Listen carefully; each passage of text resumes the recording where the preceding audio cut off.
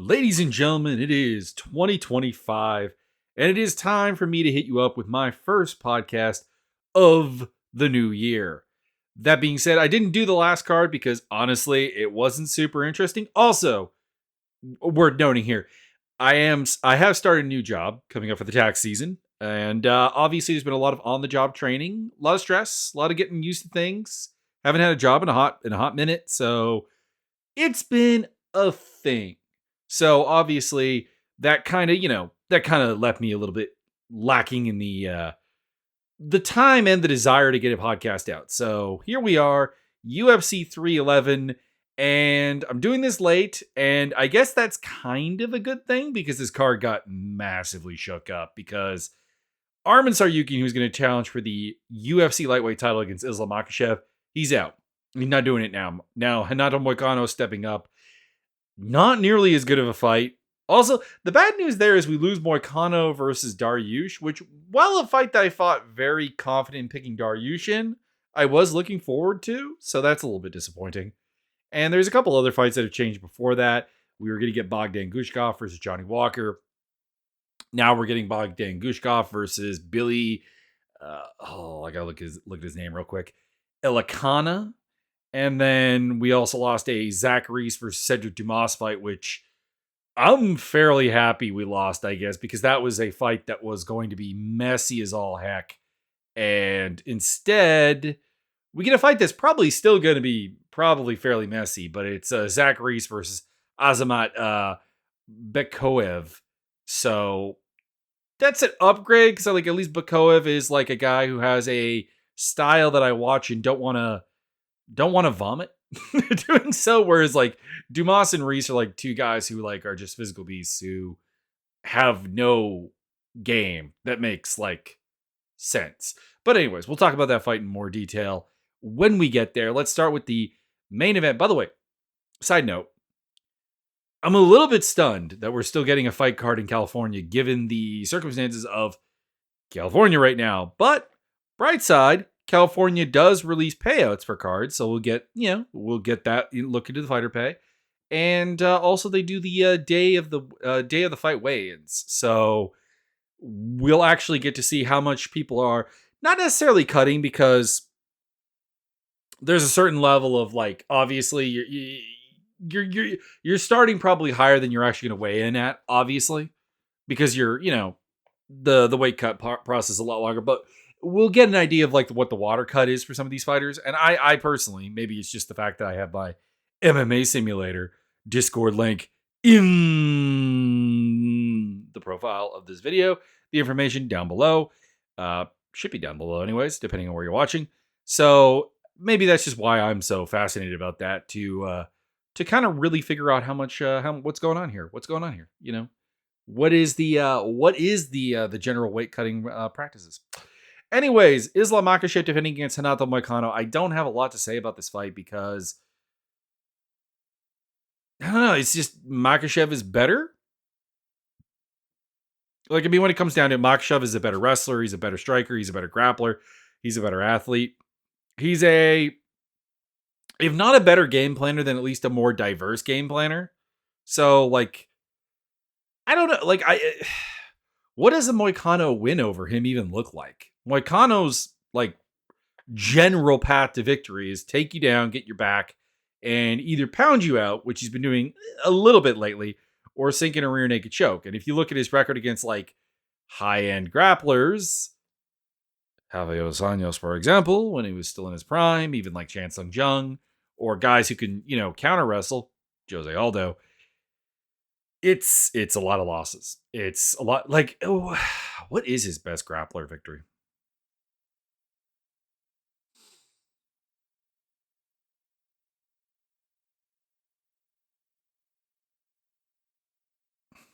It's Benoit Saint Denis and Tom Ninamaki. I don't know.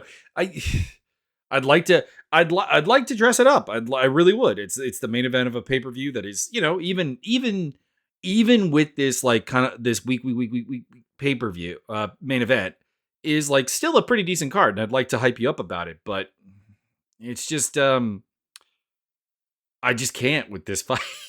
Like, I just can't. I don't know what a Moicano win even would look like. Like, he's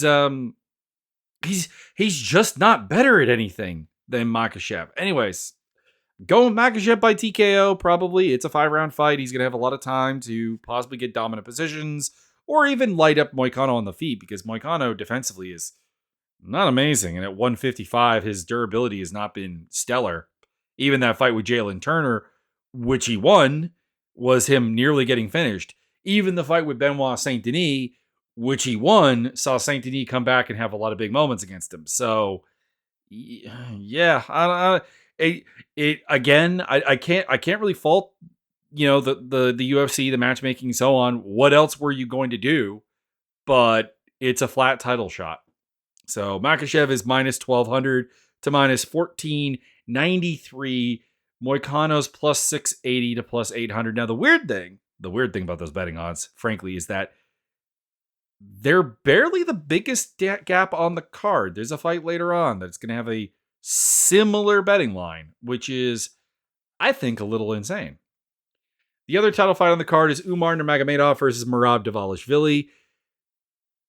Essentially, my issue with this fight, in terms of predicting it, what is warring in my brain, is on one hand, Merab Dvalishvili is a singular force of relentlessness, pace wrestling, takedown shots to the point of like 40 plus in a fight against Peter Yan.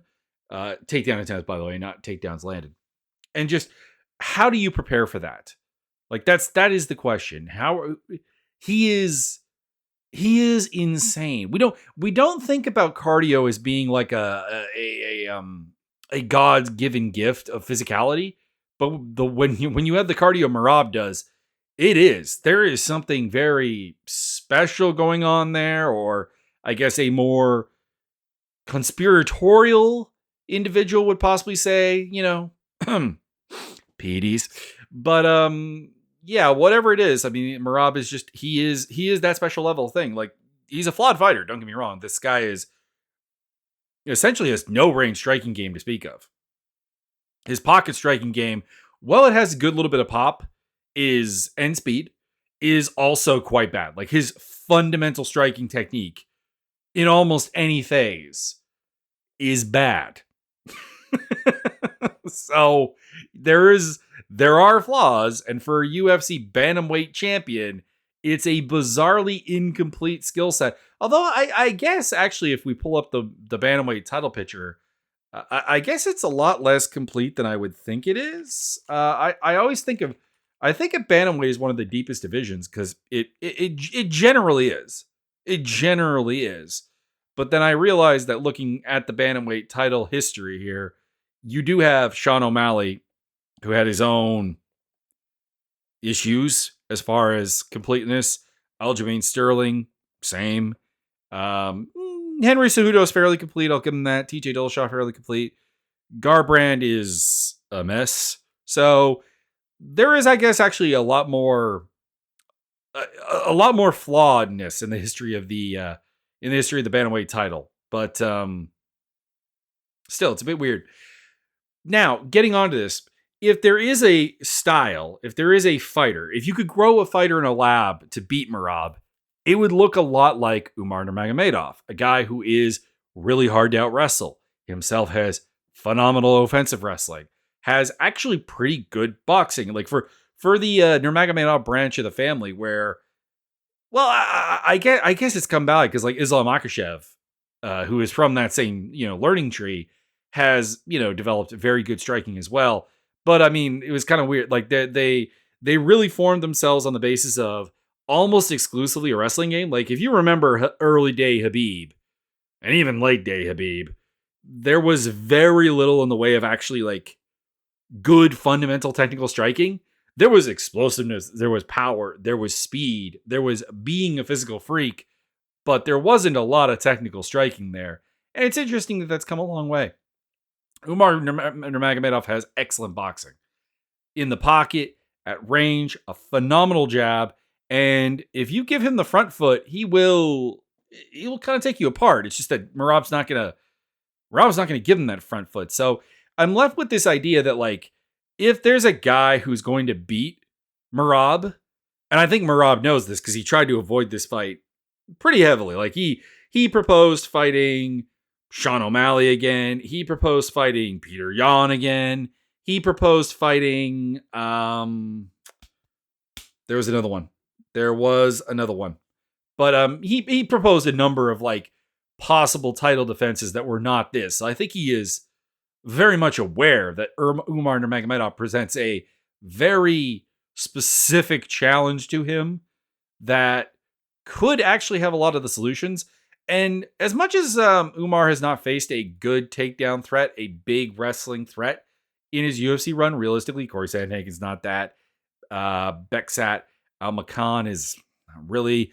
Barcelos is, but that fight ended in 4 minutes and 40 seconds. Nate Maness is not. Brian Kelleher is not really. Sergey Morozov is not.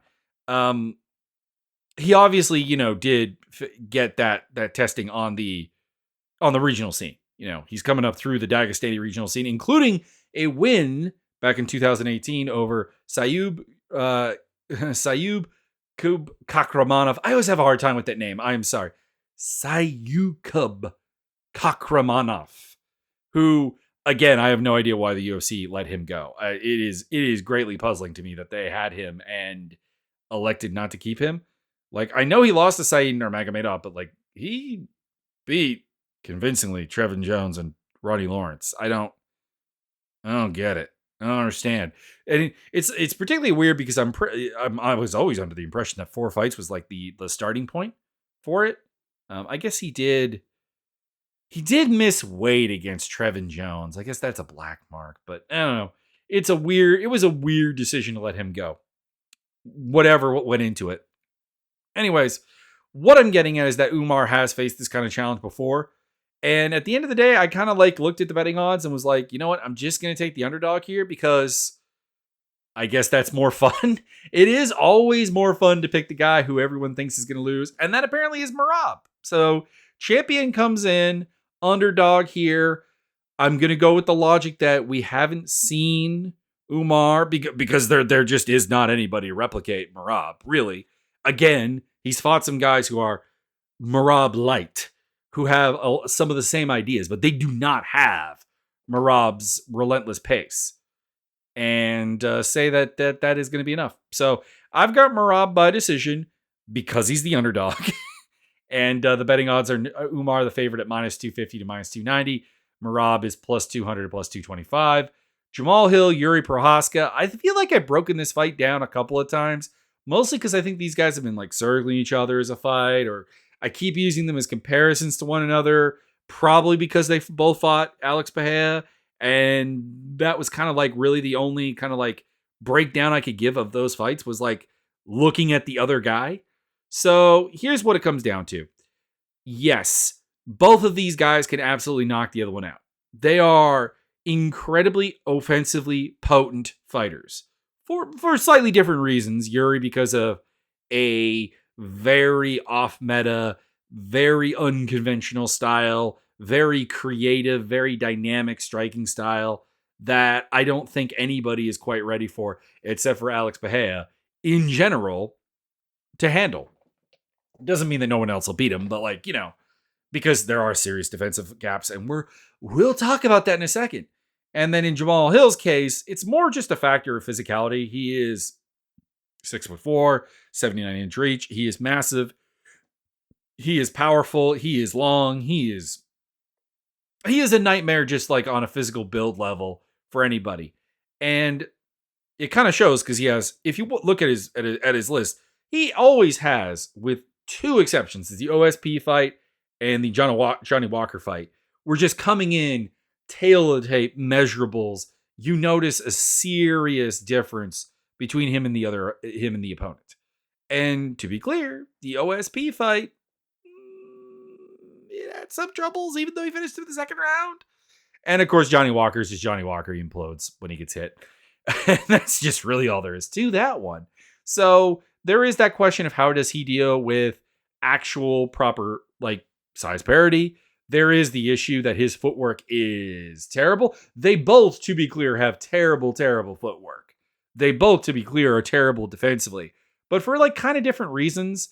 Yuri Procházka is the guy who developed a fighting style very, very well from the wrong textbook. he took the footwork of like samurai sword fighting and tried to apply it to MMA. Jamahal Hill has I don't know how to explain this because he's a perfectly fine, perfectly coordinated athlete otherwise, very like top end, but his footwork is terrible. His concept of defense is terrible. And I feel like it's never going to get fixed because, number one, he's 33 years old. But number two, he comes off as a distinctly uncoachable individual. Like, just straight up. This is a guy that, like, trains with a very small gym, doesn't really surround himself with, like, high-end coaches of any kind. And there's a reason for that because I think he just kind of likes doing his thing. He trains at a Black Lion Jiu-Jitsu Academy in Byron Center, Michigan. And there is not a single other pro fighter on their Tapology page except for some dude named Juan Romero, who is 0-2. There you go. And the amateur guys are not, like, looking great. Like, the most promising prospect they have is some guy named Alexander Trim, who is 2-0. I'm sure he trains with other people. If I go on the IG, I could or the Instagram, I could probably find him in other places. But yeah, he's off doing his own thing basically, and it kind of shows in the technical aspects. Again, this is 205, so this works somehow. That just having physical ability allows, and being big allows you to really go places in MMA without actually developing anything remotely resembling a functional game. It's very bizarre. I wish it wasn't so. Essentially what I wish is that there were a bunch of guys with the physical attributes of a Yuri Procházka or Jamahal Hill in the sport, and the size of those guys, and some of them would at least find the way to like decently good MMA coaching, which is, well, it's hard. Anyways, I'm picking Yuri Procházka. The reason is that I just think he's more offensively potent. Like, again, I'm not going to be surprised if either gets knocked out in, like, the first punch of the fight. Like, that is on the table either way. Yuri Procházka could come out, nuke him in 10 seconds. Jamahal Hill could come out, nuke him in 10 seconds. There will be no surprise. And I'm not the only one saying that. Like, that's a very common take from the MMA, like, social media, podcast, fight analyst perspective. Like, that is not a hot take. But I am going to go with Yuri. I also just have worries that, like, Jamahal Hill seems like a guy who is doing anything but focusing on, like, becoming a better fighter. And I feel like Yuri kind of is. That could also backfire, though, because Yuri could be trying to undo his craziness and the things that took him to the top of the title and trying to replace them with technical assets that, at 32 years old, probably not going to really develop. Anyways, Procházka by TKO. Will I be shocked if either gets knocked out? No. In fact, the only thing I'll be shocked about in this fight is if it goes the distance. That would be the biggest shock of this fight. If we end up with like a decision. Betting odds wise, Hill is the favorite, -120 to -140, +100 to +115 on Yuri. I've got some money on that.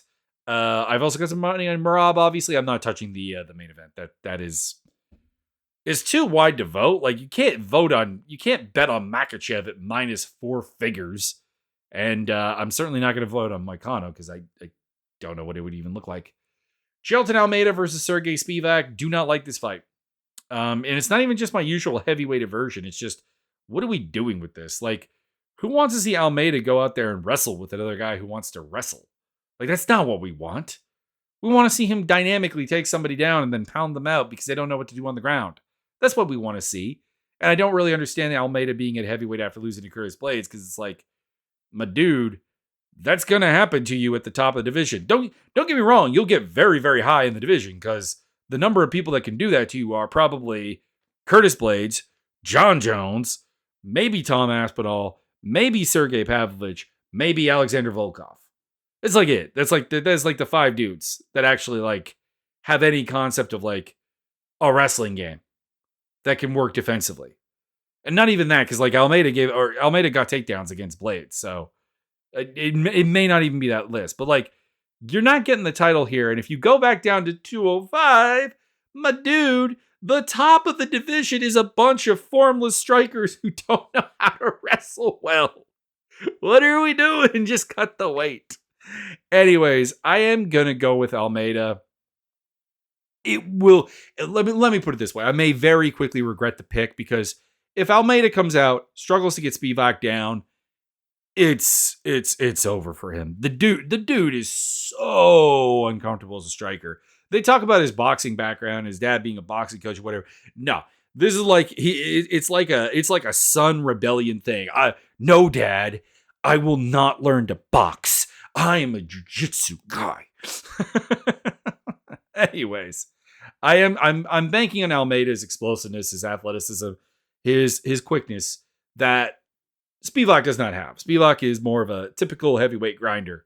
And, I see him getting him down. I see him getting top position. I see him getting to a takedown, getting control, and like maybe pounding him out, maybe submitting him.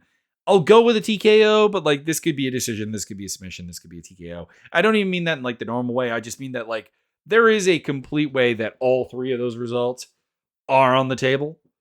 And then, I don't know, Spivak wins. Does he finish Almeida? I don't know.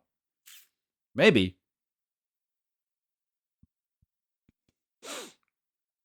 Or maybe he just proves to be too hard to wrestle and takes a decision. Anyways, prohibitive favorite here with Almeida, minus 450 to minus 500. Spivak's plus 340 to plus 375. That's too wide. Kevin Holland versus Reinier de Ridder. They're in a perfect MMA world where everything is working as planned, where fighters fight to win and actually work on their deficiencies and their problems, and they don't keep running headfirst into the same problem over and over and over again with no solution.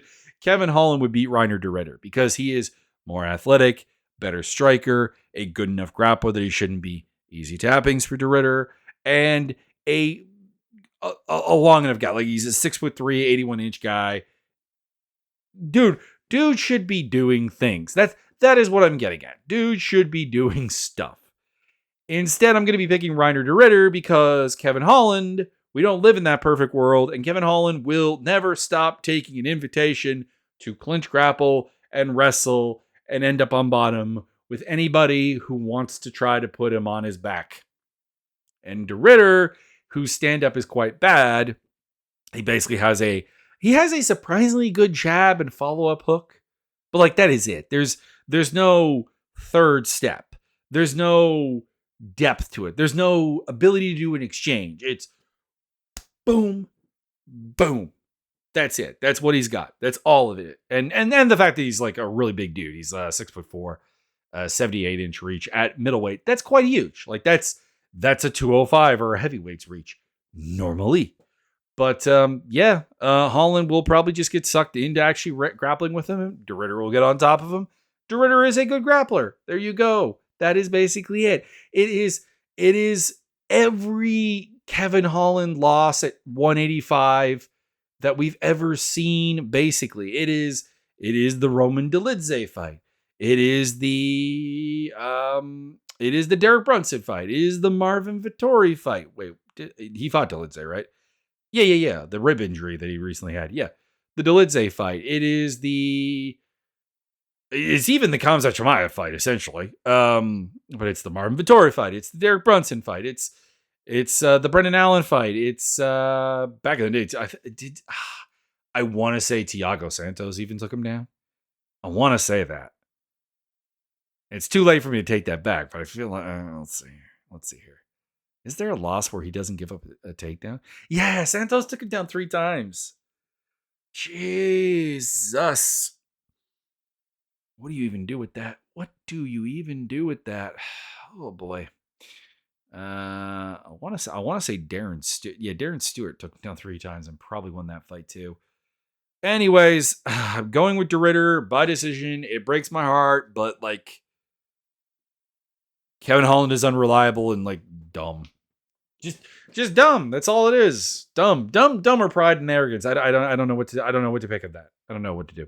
Anyways, DeRitter's minus 120 to minus 130, minus 105 to plus 108 for Holland. I'm a little surprised Holland is the underdog. Like, Reiner DeRitter's UFC debut against GM3, Gerald Meerschaert, was not good. He won, but it was not good. And if it wasn't, it really is a pick against Holland, not a pick for DeRitter. Peyton Talbot versus Ronnie Barcelos. Talbot is the second biggest favorite on the card, minus 1050 to minus 1250. Barcelos plus 675 to plus 750. I am picking Talbot to win here by decision because he's not necessarily a guaranteed finish, and Barcelos is very durable still and dangerous. So I think the combination that you don't put him away easily, unless you're Umar Nurmagomedov, and the fact that he's going to be fairly dangerous, and Talbot is a intelligent fighter with like actual risk assessment, means we'll go the distance here. But I must say, Barcelos is a massive step up from, well, anything. Like, because like Talbot's biggest win is Cameron Simon, basically. Don't get me wrong. I am as maybe I'm not, but like I am very high on Talbot. I think he has an immense amount of mental, physical ability, and really the right attitude when it comes to like developing himself as a fighter. I expect big things. I really do. But it does feel a bit weird to make him a minus 4-digit favorite against a UFC veteran with like good power, good takedown game, when the best wrestler he's fought, or at least the most determined one, is like Nick Aguirre. And the most powerful fighter he's fought is, honestly, it's probably someone even from before he got to the UFC, because like I would not consider Giannis Gamori, Cameron Simon, or Nick Aguirre particularly explosive, powerful guys. I just wouldn't. I guess I could have watched the Contender Series fight against Reyes Cortez again. Maybe. I don't know. But yeah, this is a huge step up for him. It's one that I think he'll pass with flying colors because, well, I said some nice things about Barcelos. He's really not a good range boxer. And he's facing a guy who's 5'10" with a 70-inch reach. So 3 inches taller, 3 inches longer, and has a good range game. So like it's a massive problem. He's going to have to find his way inside and make this into like a wrestling heavy approach, a very grappling heavy approach. He's also 37 years old at a weight class that does not forgive age all that much. And he has looked older lately. It's like Barcelos's window. There you go. Window of opportunity kind of closed. Like it was probably in like 2020 when he was at his best, when he beat Saeed Nurmagomedov and Khalid Taha. Like, and Chris Gutierrez too. Chris Gutierrez as well, and like Kurt Hallbaugh. Like that was probably where he was at his absolute best.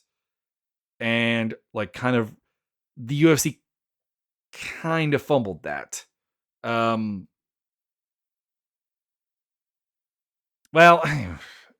yeah. Well, I mean, it was also his health. Like he ended up pulling out of a fight with Merab Dvalishvili because of injury, lost a fight with Rafael Sunkau, and then got COVID and had to pull out against Marcelo Rojo. And then ended up being like a controversial loss to Timur Valiev, and then losing to Victor Henry. That was really took the wind out of his sails. And it's just never really gotten back to that. So yeah, I'm going to go with Peyton Talbot, but like this is a massive step up. It is a massive test. And there is a non-zero chance that he just kind of fails at it. And we're putting minus 4-figure odds. It's a bit weird. Zach Reese versus Azamat Bekoev.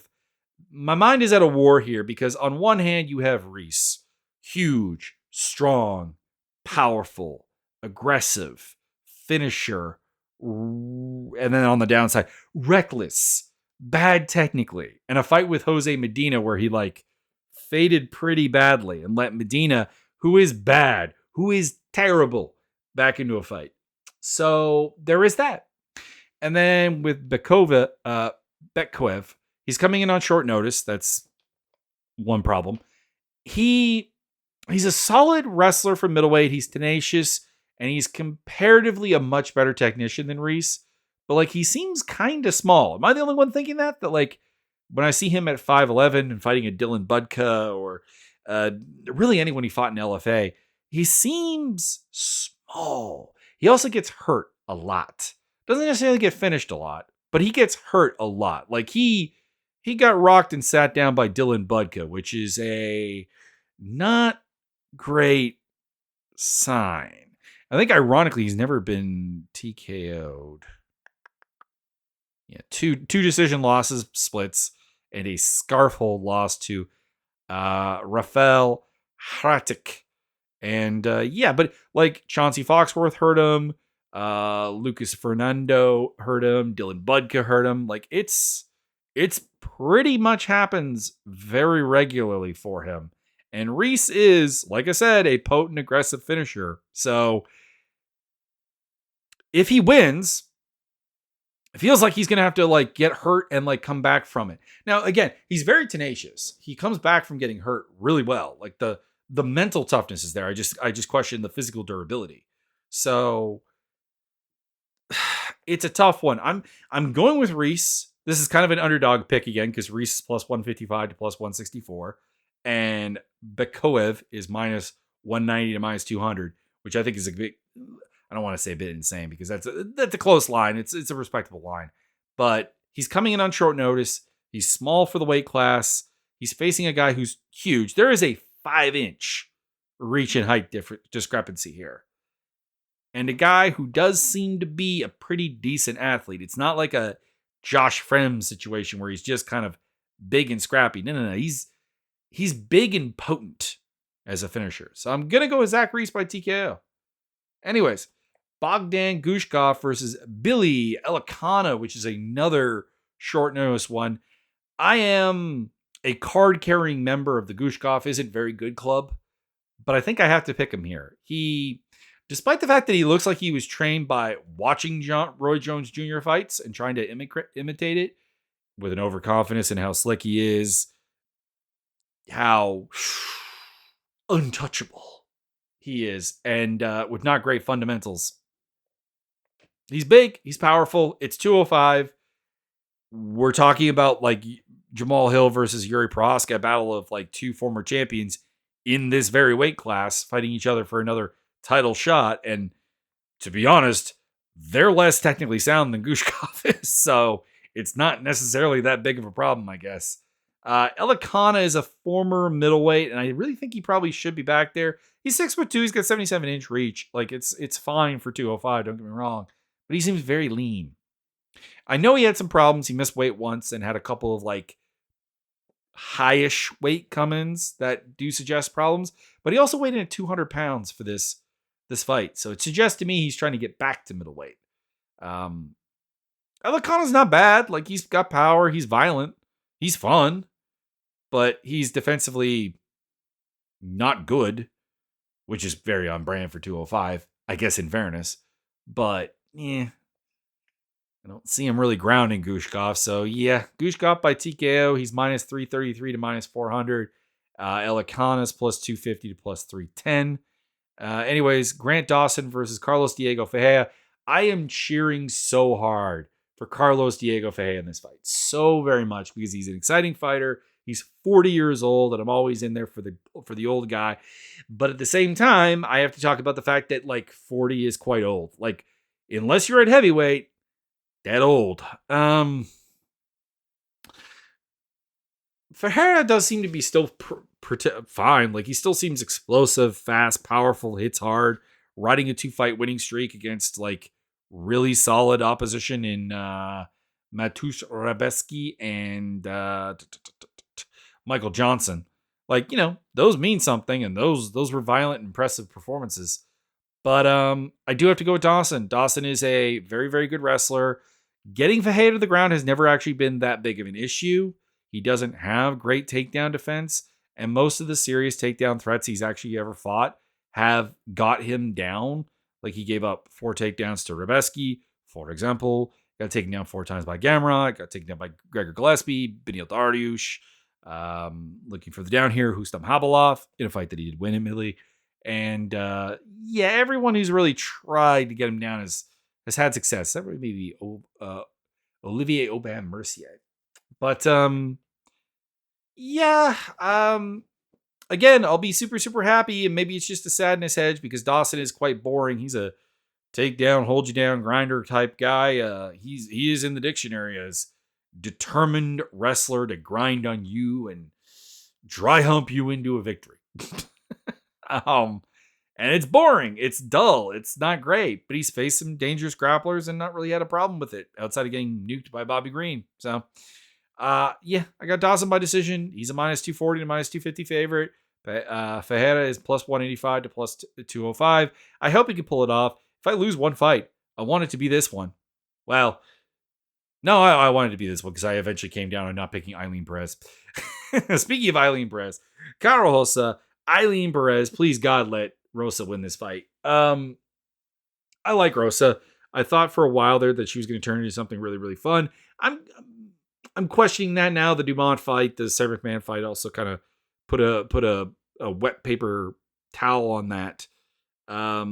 She still is a high-paced striker who can wrestle and who can clinch and who's pretty strong and seems to have like a lot of the physical attributes that you would look for in a decent bantamweight in a division that is very, very shallow. So I am picking her here. Perez is just a bully. I very much dislike her as a person. The brashness, or well, I should say this. I really dislike whoever it is that runs Eileen Perez's Twitter. Whoever that is. I'm going to fault her for that because at the end of the day, you choose who represents you. So there you go. I suspect it's actually not her. But anyways, it's pretty annoying. It's pretty cringe. It's really just like, I guess in a way, it's trying to be the bad person in a lot of ways. So I guess, congratulations. But I don't know. I'm not really here for that. And like I said, she's not very good. She's just kind of woman handles everybody. And her opponents, who she's beaten, are either just very, very physically overmatched or Ashley Evans Smith, who is one of the greatest MMA mysteries as to why someone who had actually reasonable physical skills and a reasonably decent wrestling game, like probably better than like most MMA, WMMA fighters in terms of wrestling pedigree, never really turned into anything. It was very, very bizarre. But anyways, aside from that, it's just like people who are not very strong, not very good. And you know what? Maybe she can woman handle Cara Rosa. Maybe she can. I mean, we haven't seen the limitations of that really, because even her two losses don't really even indicate the ceiling, because she's lost to, I'm entirely certain I have this right, but I want to look at it real quick. It's Stephanie Egger by rear naked choke, and then the disqualification loss to Tamiris Vidal. So, yeah, I mean, she's beaten Jocelyn Edwards, who's a decent athlete, but Jocelyn Edwards is a very flawed fighter as well. So, anyways, I'm hoping for Rosa. Maybe that's just my positive anti-Perez stance. But hey, you know what? Apparently the betting community is kind of with me. So my Rosa pick by decision, she is the minus 245 to minus 265 favorite. Perez is plus 200 to plus 210. So there you go. There are also a lot of cringe fans for Perez because of that booty.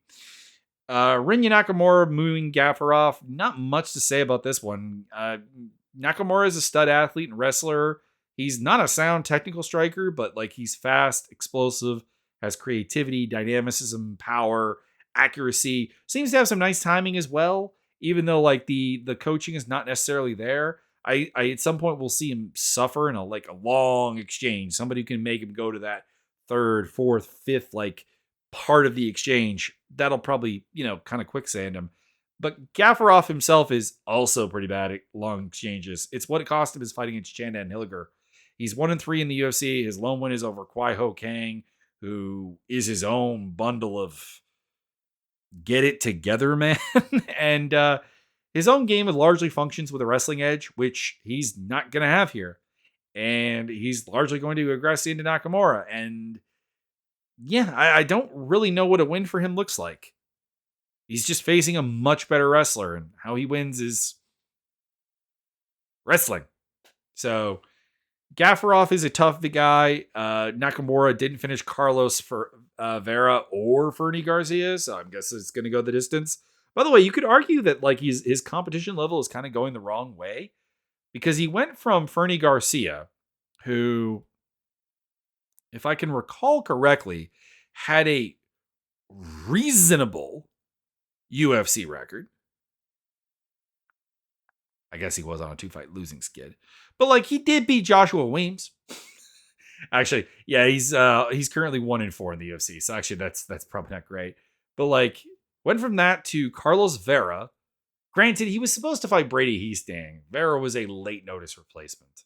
That's fair. But like 0-1 in the UFC, Carlos Vera. And now he's getting Gafarov, who's 1-3 in the UFC. No, well, 1-2. The Anheliger fight was on Contender Series. So I don't know. It's at the very least, it's not really progressing him up in terms of like difficulty. So, anyways, Nakamura decision is the pick. He is the -549 to -650 favorite. Gafarov +400 to +460. Honestly, that could be even wider. Ricky Tercios versus Bernardo Sapage. I broken this one down before. It was booked in November. I took Sapage at that time. Basically, I just don't have any real faith in Tercios. He's got decent size for a bantamweight, and he's a good counter scrambler and counter grappler, but he has no way of actually making people grapple with him.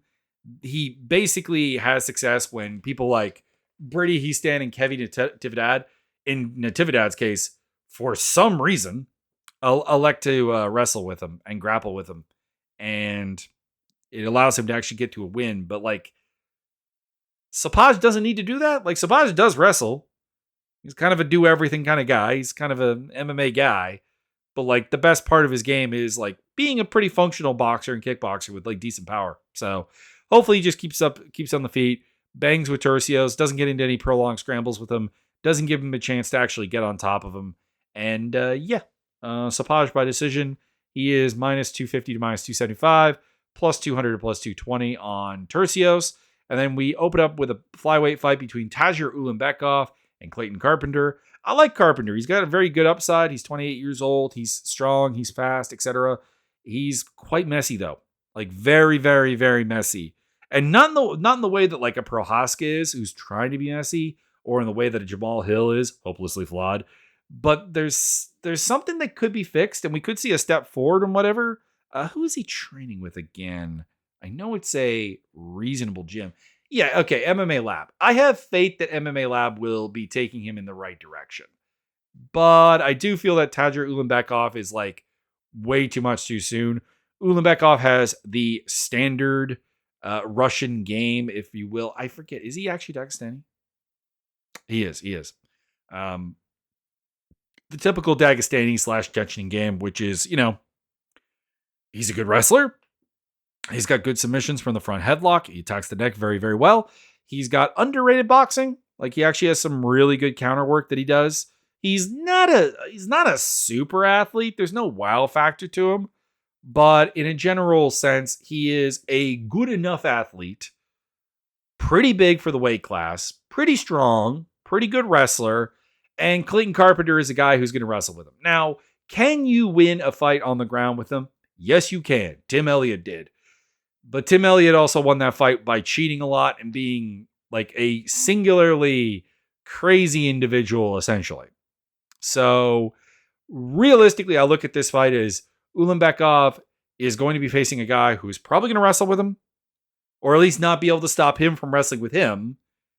And it's going to look a lot like the Cody Durden fight to a certain degree. Not different, because Carpenter is a better athlete and a less put together fighter. So there's obvious differences. The nuts and bolts are kind of flying off of him in a way that it takes longer for Durden to have happened to him. But we are talking about a big step up in competition, similar to like Peyton Talbot, where like he's gone from like where in Carpenter's case he's going from Lucas Rocha, who is very unproven and kind of a can crusher, and one Camilo Ronderos to Tagir Ulanbekov,